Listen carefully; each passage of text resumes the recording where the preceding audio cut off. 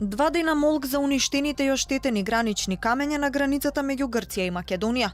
ТВ Алфа веќе 2 дена бара одговор од Министерството за внатрешни работи на Грција и од Грчкото Министерство за одбрана, откако изминатиот викенд се случи инцидентот, но засега одговори нема.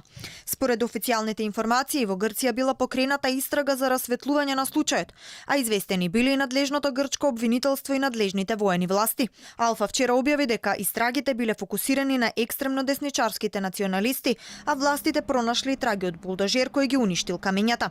Исто така веќе била и отфрлена можноста дека ова е направено по грешка, поради тоа што областа е голема и треба добро да се познава регионот за да се знае каде се распоредени граничните пирамиди. Инаку грчката армија има распоредено своји единици кои што ја обезбедуваат границата со Македонија во местото Лаимос во регионот на Лерин или Флорина.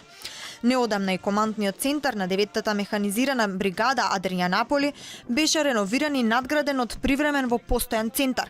Сето ова со цел да се подобри системот за наблюдување на регионот околу Лерин и да има поголема безбедност.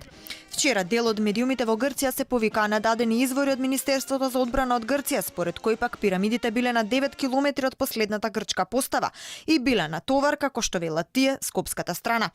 Од македонска страна реагираше само Министерството за надворешни работи и го потврди инцидентот. Во тек е постапка за расчистување на случајот.